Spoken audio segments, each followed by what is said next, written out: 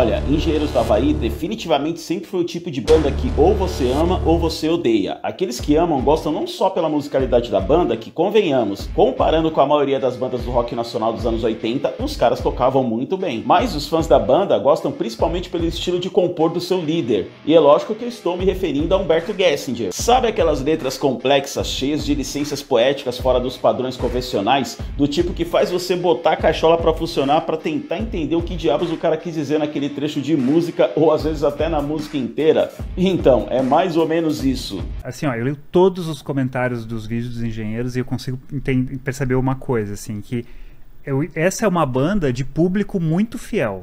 E, por outro lado, ao mesmo tempo que você tem esses fãs que são muito fiéis e se identificam muito com os engenheiros, a outra parte não consegue entender, não consegue gostar e acha que...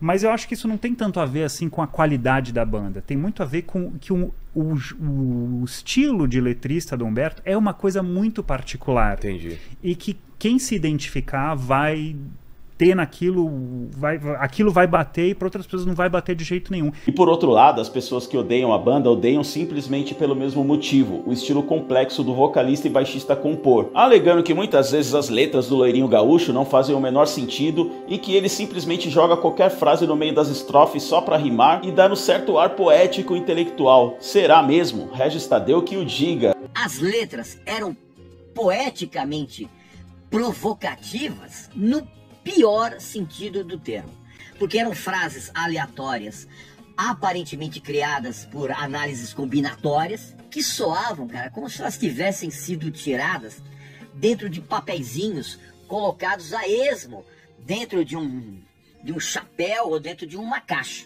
Inclusive ele, que ama Engenheiros do Havaí, falou mais sobre isso em um vídeo do seu canal uns tempos atrás que causou uma repercussão enorme. Enfim, o fato é que a carreira da banda durou aí por aproximadamente 30 anos, conquistou uma base de fãs enorme por todo o Brasil, sendo que seu último lançamento oficial, se eu não estiver errado, foi o acústico de 2015. E depois disso, a banda encerrou as atividades oficialmente. Graças a Deus não existe mais. E Humberto Gessinger seguiu em carreira solo até os dias atuais. Tudo bem, até pode ser que os dragões sejam moinhos de vento. Se bem que o Engenheiros do Havaí nos últimos anos que esteve em atividade, pode-se dizer que praticamente já estava sendo uma carreira solo do Humberto Gessinger. Primeiro que ele que compunha tudo, estava sempre à frente das decisões da banda e levando também em consideração as várias mudanças de formação que a banda sofreu após a fase Gessinger, Lix e Maltz, que sem dúvida foi a fase clássica e de maior sucesso da banda. Com essa formação, que era um power trio que contava com Humberto Gessinger nos vocais e no baixo, Augusto Lix na guitarra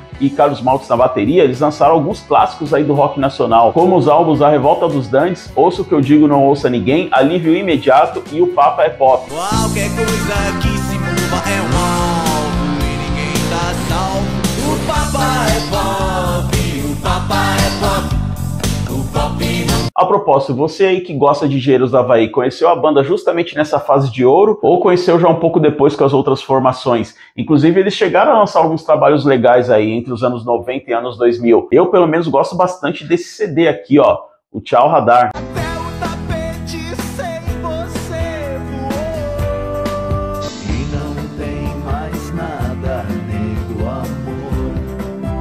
Então, depois dessa formação clássica, aí, o Engenheiros do Havaí continuou a carreira, como você bem sabe, né? Com Humberto Gessinger na liderança da banda, se bem que eles chegaram a entrar no hiato de 4 ou 5 anos, mais ou menos, se eu não me engano. Já os outros dois membros remanescentes, o Lix e o Maltz, né, embora eles tenham continuado se envolvendo com música, não conseguiram mais se envolver em algum outro projeto ou banda de grande relevância aí na mídia. O Carlos Maltz chegou a montar uma banda chamada Irmandade, que parece não ter durado muito tempo. Eu até cheguei a encontrar uma entrevista antiga da MTV aqui no YouTube, porém, realmente parece que foi uma banda que não vingou. A gente não sabia exatamente como é que ia ser a forma dessa banda, né? Eu comecei tocando bateria e cantando e tal. Ele também chegou a lançar um trabalho solo e o resto da carreira dele praticamente se resumiu a participações em shows ou como músico convidado de outras bandas. Já o guitarrista Augusto Lix virou jornalista. Bom, na verdade eu não sei se ele já era jornalista antes do Engenheiros ou se ele começou a se envolver com isso depois. E também realizou vários workshops como guitarrista, é lógico.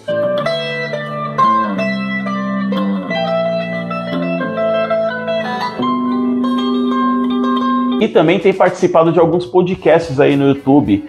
Recentemente ele participou do canal Corredor 5, uma entrevista aí que ele falou praticamente de toda a sua carreira, desde lá do início, antes de entrar no Engenheiros do Havaí, quando ele tocava com um músico gaúcho chamado Ney Lisboa. Inclusive ele já era um músico bem experiente, viu? E além de tocar guitarra, ele também já tocava teclado muito bem. E é lógico que nesse podcast ele falou principalmente da sua carreira bem sucedida no Engenheiros do Havaí. E também contou várias histórias. E dentre essas histórias, ele contou de quando eles tocaram no Hollywood Rock, na mesma edição que também tocou o Bon Jovi. E olha só que doideira, o guitarrista Hit Sambora, né, que tocou com o Bon Jovi aí praticamente a vida inteira, foi o braço direito do Bon Jovi, ajudava também nas composições, chamou o Augusto Lix para trocar uma ideia, porque ele gostou muito da sonoridade da guitarra do Augusto Lix. Bom, pelo menos essa história aí que ele conta nesse trecho da entrevista. Esse dia do Hollywood Rock, eu não me lembro quem era a banda, eu não sei se era Bon Jovi, talvez, na noite de vocês. A gente tinha ciência das dificuldades de ser banda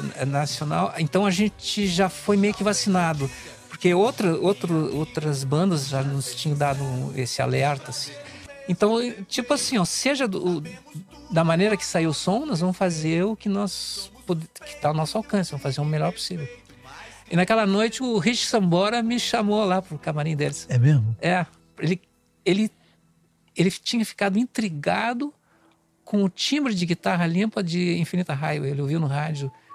Ele disse, fucking clean tone. A gente conversou brevemente ali, né? Eu expliquei pra ele como é que tinha gravado Twin Reverb. Pois é, meu caro, embora gosto seja gosto, e você aí que tá assistindo talvez nem goste do Engenheiros do Havaí, ou daquela sonoridade anos 80 dos discos deles, ou talvez não goste das guitarras do Augusto Lix, assim como o Regis Tadeu. O Augusto Lix, que inclusive era um guitarrista que tinha uns timbres de guitarra canhestros, cara.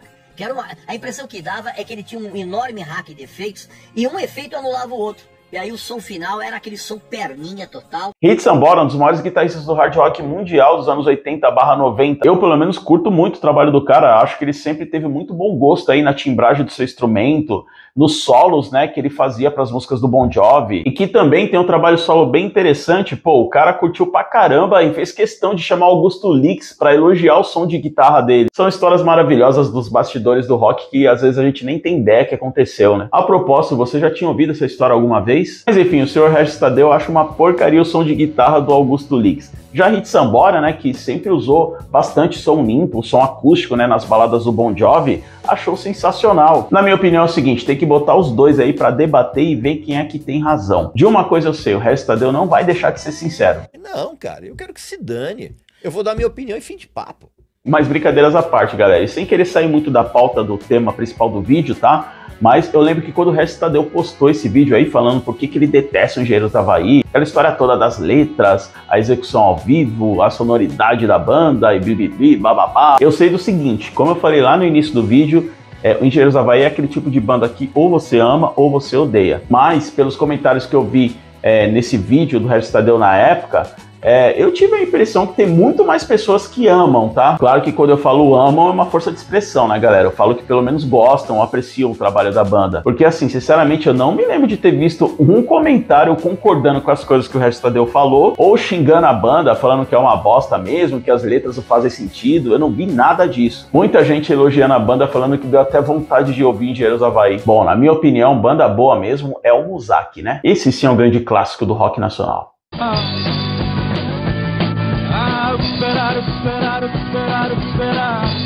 Mas enfim, galera, põe aí nos comentários qual a sua opinião a respeito do Engenheiros do Havaí, a respeito do Augusto Lix como guitarrista. Se quiser opinar sobre o Regis Tadeu também, fica à vontade. E obrigado por ter assistido até aqui. Se você realmente gostou do conteúdo, chega junto aí no botão do like. Ah, e antes de mais nada, uma coisa que eu tinha esquecido no último vídeo que eu gravei aqui pro canal, galera. Muito obrigado a você aí que me ajudou a chegar à marca de 1000 inscritos. Embora ainda seja um número de um canal pequeno, né, mas eu penso da seguinte forma, toda pequena vitória tem que ser comemorada. E isso me dá muito mais motivação para tentar atingir a minha próxima meta, que é 2000 inscritos.